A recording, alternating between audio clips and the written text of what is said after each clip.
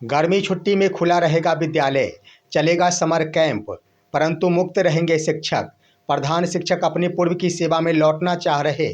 इसके लिए पटना उच्च न्यायालय में दायर हुआ मुकदमा। प्रत्येक मॉडल स्कूल में पूर्व के शिक्षकों की जा सकेगी तैनाती। आवेदन के आधार पर ही शिक्षकों को मिल सकेगा मौका। दोस्तों नमस्कार, मैं हूं आपका दोस्त इसके चौधरी।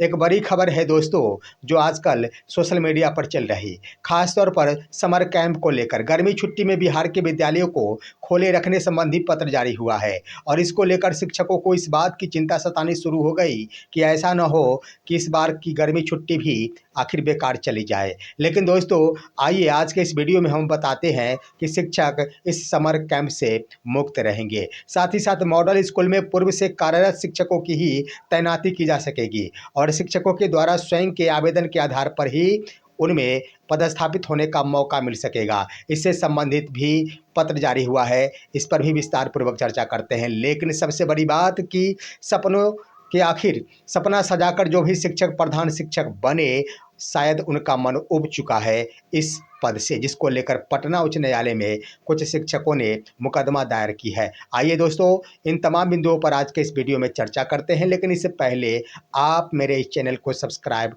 अगर नहीं किए होंगे तो ही मेरे इस चैनल को सब्सक्राइब करेंगे।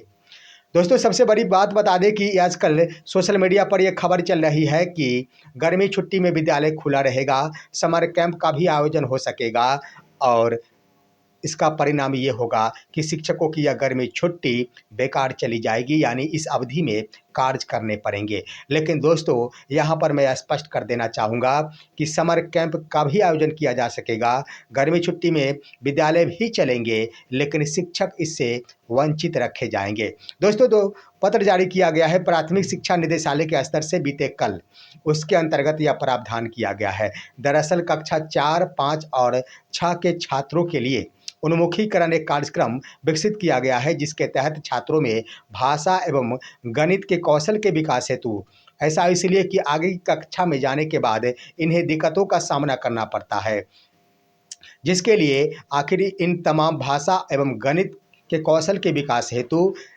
शैक्षणिक सत्र 2026-27 के अंतर्गत शिक्षा विभाग ने एक नई रणनीति बनाई है और इसके तहत 4 चरणों में कार्य किए जा सकेंगे, जो अप्रैल 2026 से ही प्रारंभ किए जा सकेंगे। लेकिन इसी के अंतर्गत दूसरा चरण है जो जून महीने में आयोजित किया जा सकेगा और दूसरे चरण के अंतर्गत ही यहाँ पर समर कैंप आयोजन संबंधी बातों की चर्चा की गई है, जो समाज आधारित गतिविधि, जो सामाजिक स्तर पर यह गतिविधि आयोजित की जा सकेगी और इसमें कक्षा 5 एवं 6 के छात्रों को भाषा एवं गणित की शिक्षा दी जा सकेगी।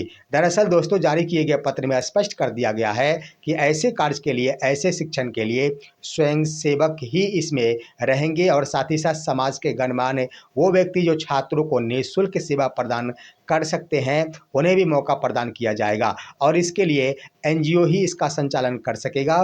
पूर्ण रूपेण शिक्षा विभाग के अंतर्गत आने वाले सरकारी शिक्षक, चाहे वो किसी भी कोटि के शिक्षक हो, वो इस कार्य से वंचित रहेंगे। तो इस तरह से गर्मी छुट्टी इस बार की शिक्षकों की बेकार नहीं जाएगी, गर्मी छुट्टी का लुत्फ उठा सकेंगे बिहार के तमाम कोटि के शिक्षक।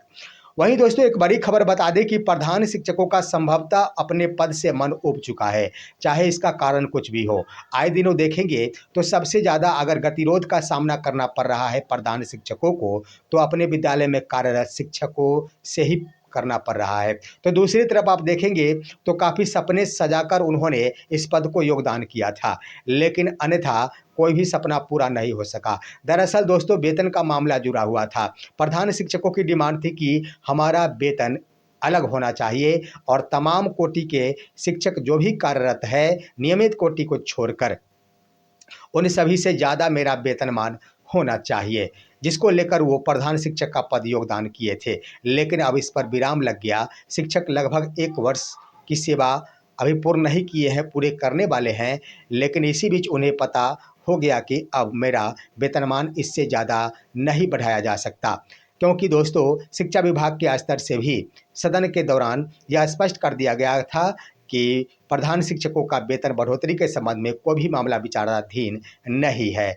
वैसे दोस्तों देख लिया जाए तो अधिकतम प्रधान शिक्षकों का वेतन, जो सबसे पुराने शिक्षक हैं उनका वेतन अभी भी पुराने जो नियोजित या फिर विशेष शिक्षक है उनके बराबर ही अधिकतम हो रहा है, बाद बाकी कम ही वेतन है।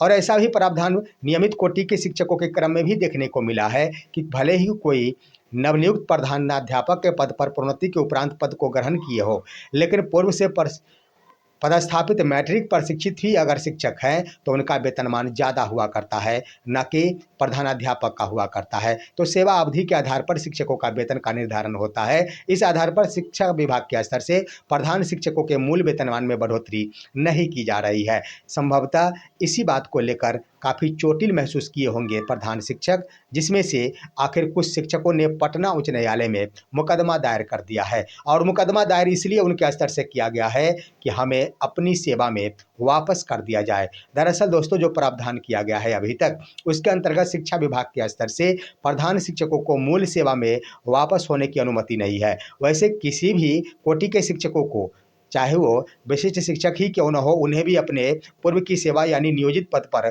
लौटने की अनुमति नहीं है। इसको लेकर अब प्रधान शिक्षक के स्तर से एक केस दर्ज किया गया है और आप देख रहे होंगे तस्वीरों में शिक्षकों के स्तर से यह तस्वीर जारी की गई है सोशल मीडिया के माध्यम से। वैसे शिक्षकों के स्तर से अभी तक नाम का खुलेआम नहीं किया गया है कि कहाँ के कार्यरत शिक्षक है और कौन है, कितने आखिर शिक्षकों की संख्या है। परंतु जो ही यह मैसेज वायरल हुआ है, कई शिक्षकों ने आखिर प्रैक्टिशनर बनने की भी इच्छा जताई है। इससे स्पष्ट हो रहा है कि ढेर सारे शिक्षक प्रैक्टिशनर बनना चाह रहे हैं ताकि वो भी अपनी पूर्व की सेवा में वापस हो सके। देखना है आखिर इसका फैसला क्या कुछ आता है, लेकिन इतनी बातें अवश्य है कि प्रधान शिक्षक संभवतः अपने पद से किसी न किसी कारणवश से पूरी तरह उब चुके हैं। वहीं पर देखेंगे दोस्तों, मुख्यमंत्री 7 निश्चय योजना के अंतर्गत प्रत्येक प्रखंड में मॉडल स्कूल संचालन करने का एक प्रक्रिया निर्धारित की गई है। यानी एक योजना है कि प्रत्येक प्रखंड में एक मॉडल स्कूल होना चाहिए, जो +2 विद्यालय होंगे, उसमें कक्षा 9, 10th और 11th 12 के छात्रों की पढ़ाई की जा सकेगी। और अभी से जितने भी विद्यालय हैं, जो भी विद्यालय पूर्व से है, उसी में से एक विद्यालय को मॉडल स्कूल के रूप में चिन्हित कर दिया जाएगा। लेकिन सरकार के स्तर से यह प्रावधान किया गया है कि मॉडल स्कूल जो भी होंगे, एक प्रखंड में एक विद्यालय होंगे, वहाँ छात्र आवासीय रहकर पढ़ाई कर सकेंगे, वह पूर्ण रूपेण आवासीय विद्यालय हो सकेगा। तो इसके अंतर्गत कवायद ही शुरू कर दी गई है और नए शैक्षणिक सत्र यानी वर्ष 2026-27 से प्रत्येक प्रखंड में एक मॉडल स्कूल विकसित किया जा रहा है। पूर्व से जो भी विद्यालय थे, उसी में से एक का चयन किया गया है। लेकिन इसी बीच एक बड़ी खबर ये आई है कि आखिर इस मॉडल स्कूल में कौन से प्रधानाध्यापक होंगे और कौन से शिक्षक होंगे। तो ये तो स्पष्ट हो गया है कि जहाँ भी पूर्व से कार्यरत शिक्षक यानी प्रधानाध्यापक है, उन सभी को मौका प्रदान किया जा सकेगा, यानी वो प्रधानाध्यापक बने ही रहेंगे। लेकिन शिक्षकों में आखिर बदलाव करने की नीति अपनाई गई है और एक पत्र जारी किया गया है बिहार के सीतामढ़ी जिले के स्तर से। वहाँ के जिला शिक्षा पदाधिकारी ने एक पत्र जारी कर तमाम शिक्षकों को एक मौका प्रदान किया है। उनका कहना है कि मॉडल स्कूल में सभी विषयों के संभावित शिक्षकों का पदस्थापन होना है और इसके लिए कक्षा 9th और 10th और 11th 12 के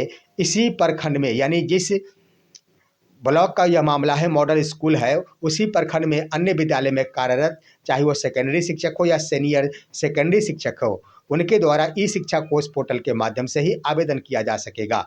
और आवेदन अधिक संख्या में आने के बाद उसमें से शिक्षकों का चयन किया जा सकेगा और जो काफ़ी सक्रिय भूमिका निभाने वाले, साथ ही साथ सक्षम दिखाई देंगे, उन्हें उस आवासीय विद्यालय यानी मॉडल स्कूल में पदस्थापित कर दिया जाएगा। तो इस तरह से बिहार का पहला जिला मिला है, वह है सीतामढ़ी जिला, जिनके स्तर से आखिर एक अच्छा यहाँ पर सुझाव प्रस्तुत किया गया है कि शिक्षक खुद ही आवेदन कर सकेंगे और शिक्षा विभाग के स्तर से किसी भी शिक्षक की प्रतिनियुक्ति नहीं की जा सकेगी, बल्कि शिक्षक खुद ही उसमें अपने टैलेंट के आधार पर जाने की इच्छा जाहिर करेंगे और उसके आधार पर मॉडल स्कूल में उन्हें छात्रों को पढ़ाने का मौका मिल सकेगा। तो इस तरह से दोस्तों, यह है बड़ी खबर। आज की खबर यहीं तक। आप सभी हमारे इस वीडियो को लाइक कीजिए और अब दीजिए अपने दोस्त को इजाज़त। हम फिर मिलेंगे आपसे अगले वीडियो में, तब तक के लिए नमस्कार।